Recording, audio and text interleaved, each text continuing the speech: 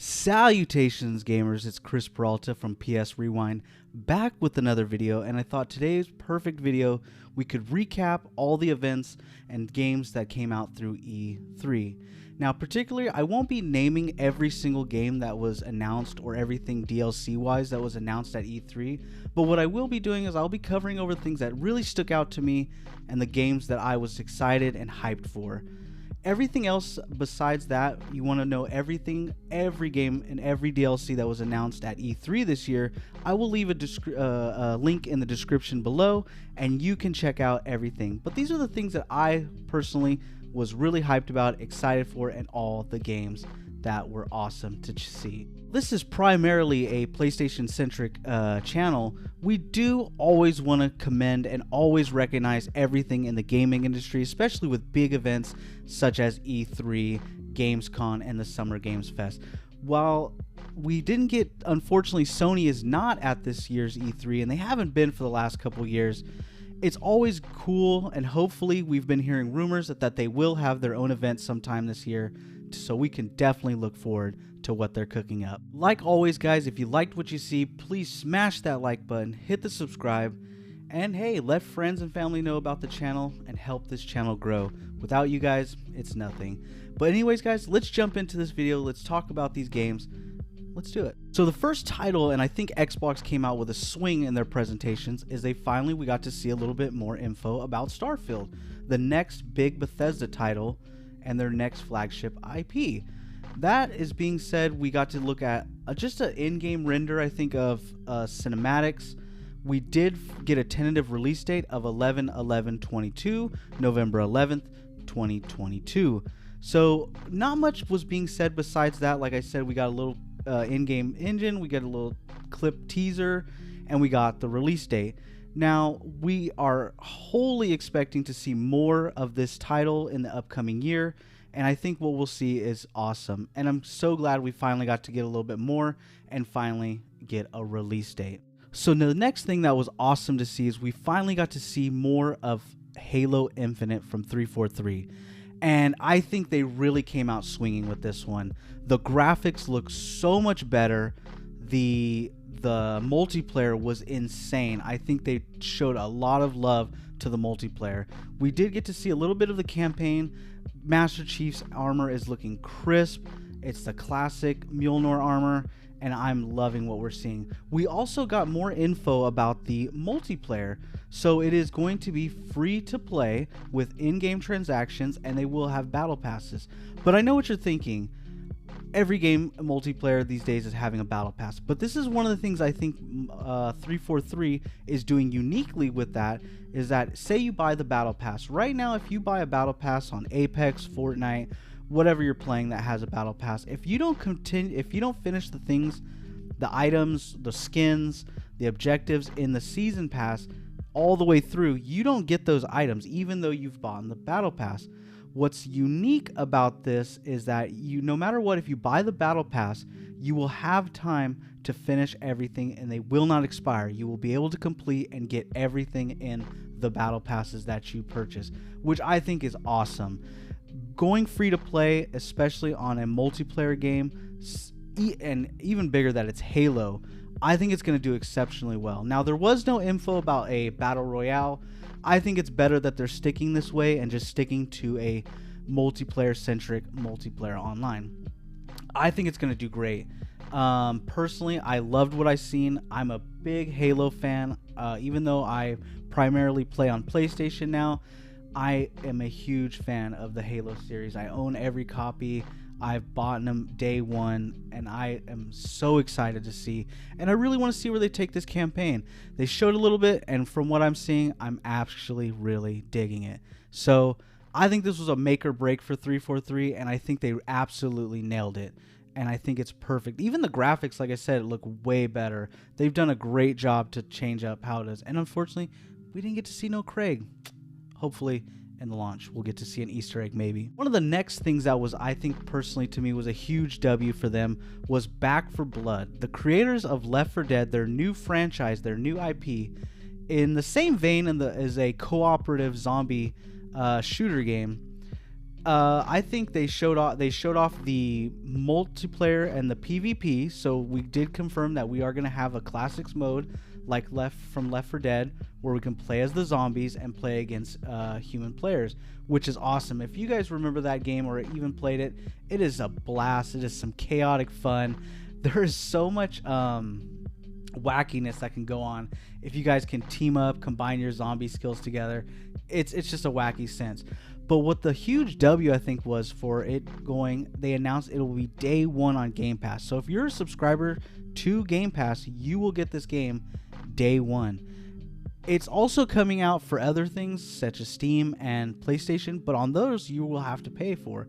But at least on the Game Pass side, it will be a day one purchase as long as you're subscribed. I think that's a huge win for that game, and I think it's gonna do even better doing that.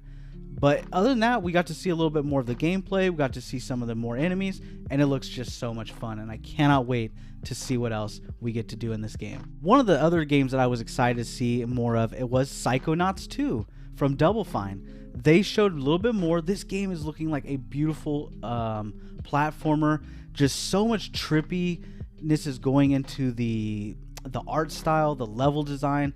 I'm absolutely so excited that it's coming to the PlayStation day one as well. So it will be on Game Pass day one, but it's also coming to the PlayStation, and it just looks so much fun.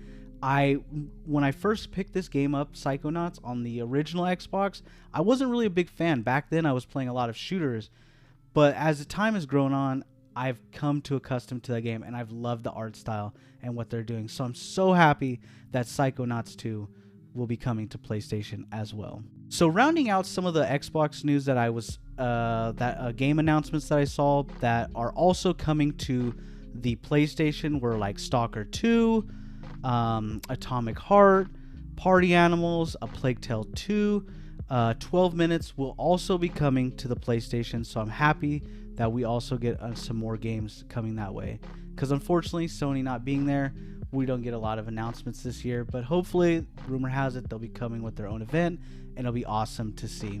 Alright, going to the Capcom presentation, I'm a big Capcom fan, and unfortunately, it saddens to say that there really wasn't any much news from them, aside from a lot of DLC announcements for Monster Hunter, or we did get an announcement for the prequels to the Ace Attorney series, which if you're a fan, that's pretty awesome.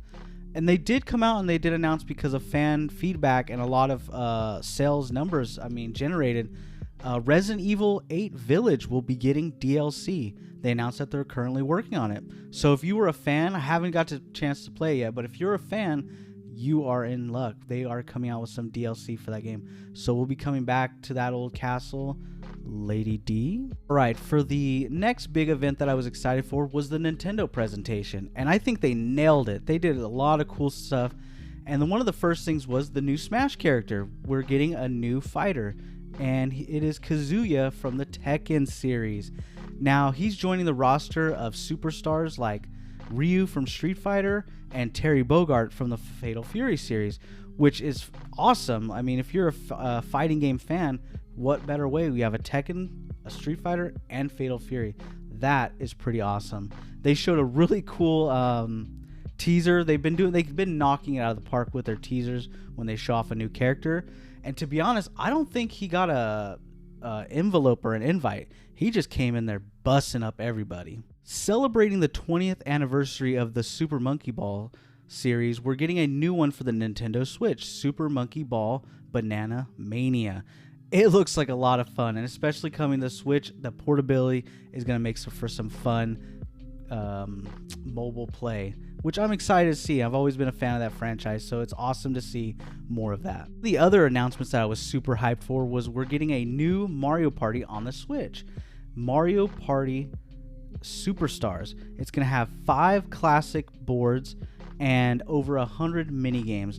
Now, and it is going to be launching with multiplayer. Now, that's a big deal because I got the new Mario Party that they dropped on the Switch, and I was, I'm gonna be honest, I felt I was burned out. I felt burned on that because it didn't have a lot of features that I think these days games should be coming out, and especially with a mini game, party game like that. No online cooperative play or any type of online. That's a huge L. But I'm so glad that we're going to get a new one, and it does look like a lot of fun. Another cool announcement was the cult classic GBA title Advance Wars is getting a reboot series. Advance Wars Reboot Camp 1 and 2. So we're getting a 2 double package, rebuilt up, new graphics and everything for the Nintendo Switch. If you're an Advance Wars fan, this is a big W. You're getting 1 and 2, not 1 but 2 of the classic games, 1 and 2 on one cartridge. And I can't wait. Just what they showed, it looked fabulous. One of my personal favorites announcements that they had this year was we're getting a new WarioWare on the Nintendo Switch. I couldn't be more excited. I am a huge fan of the WarioWare series games. It is like just mini games, but wackiness. It's just a blast, especially if you play with some friends or some family. It is an absolute blast, and I'm so glad we're getting a new one in this series, especially dropping on the Nintendo Switch, which I think is going to make for a lot of wacky mini games, and I'm excited and I can't wait to see more. While they did announce that Metroid Prime 4 is still in development, we did get a announcement for a Metroid game, Metroid Dread. It's going back to the roots of a 2D classic style game, and the graphics look amazing. Samus's armor looks absolutely cool. I love the color scheme they went with this one. It's going to have some old school features like rolling into a ball and some cool gunplay with mechanics, and it just looks like a lot of fun. But they did announce that they are still in development for Metroid Prime 4, and the Metroid Dread will be launching this year. While they didn't have much news about the new Legend of Zelda Breath of the Wild 2, they did show off a couple of new screens and some in-game cinematics. The game looks fabulous. Now, they did come out and say they have a title for it, but I think they're just waiting on the perfect time. To be honest, I think they're waiting for the Nintendo Switch Pro, which I think we'll get an announcement sometime, hopefully either early this year or maybe at the end of this year. But other than that, they also showed a new Game & Watch. So they're doing a special themed Game & Watch that will have the Legend of Zelda, Zelda 2, Link's Adventure, and then they're going to have a third one, The Legend of Zelda, Link's Awakening. Not bad. I think that's a perfect title, and I think it's only like $50, and it comes in a little style Game & Watch. It just looked awesome. Now, that was basically the news from Nintendo Switch.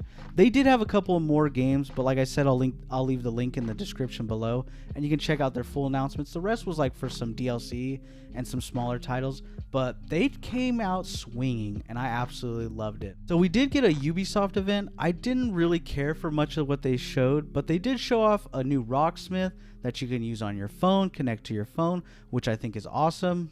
So it's always a great I think it's a great title, especially if you're learning how to play guitar. One of the other announcements they had was like a biking, snowboarding, like hang gliding. I don't know. It had like all kinds of different extreme sports, but it looked awesome. I was really feeling it. I was like, you know what? This might be something I would be down to play. They also showed like a mini RC game where it might be like a battle royale style. It looked like a lot of fun. They also showed off an Avatar. I think it's a little late for this type of game. It should have launched either with the last Avatar movie or with the new ones that are going to hopefully, or if they ever do come out. But other than that, Ubisoft didn't really show a whole lot that I was interested in. They did show DLC for Valhalla, the Assassin's Creed, if you're a fan of. So you are going to get some DLC. But other than that, they didn't really have a lot to show, and I wasn't really excited for the Ubisoft. They didn't really show a whole lot. Other announcements that we got was a new Final Fantasy Origins, A Stranger's Paradise. Now, this game is developed by Team Ninja from Techno, and to be honest, I was not in love with what I saw. The gameplay looked fun. It looked like a Dark Souls or like a action type style Final Fantasy game. But unfortunately for me, the main characters looked so just generic and bland that I wasn't feeling it. Hopefully they will change it. They did shadow dropped a demo right after the release So if you're able to play it, it's on the PS5. It's available to download. They have certain times you can play it. I think there's going to be a survey period, and then after that, you can play a little bit more before they take the demo off. I saw what I liked, but unfortunately, I just wasn't in love with the main characters. It didn't fly with me. It just didn't invoke anything with me. So hopefully they'll change that up. Hopefully, but if not, I mean, it is what it is. So yeah, that was my E3 recap. Some of the for 2021. There was a lot of games that I absolutely loved. I think Xbox came out swinging. I think they had a pretty good show. I think it could have been better, but hey, that's just like with anything. We have our expectations, what we'd like to see, and it doesn't matter. I think they came out with a great presentation. I think Nintendo came out with a great presentation. I was really excited for Capcom. Unfortunately, they didn't really have much to show, so it was kind of a bummer. And the Ubisoft was okay. Hopefully, if the rumors are right, we will be getting a Sony event, and we'll get to see more from the PlayStation and see what they're cooking up. But we'll leave the links in the description so you can check out what everything was announced, everything that was shown. Let me know what you guys thought. Who won? Was it Xbox? Was it Nintendo? Was it Ubisoft? I know it wasn't Capcom, but let me know. Let me know in the comments what were some of the things that you guys absolutely loved seeing. What was the hype moments, games that you were excited for. We didn't get to see any Fable. If you're like me, we wanted to see some Fable. We didn't get to see it. But let me know. Let me know in the comments and we can talk about it. But as always, guys, like, subscribe, always appreciated. Until next time, guys, enjoy, and hopefully we get that Sony event.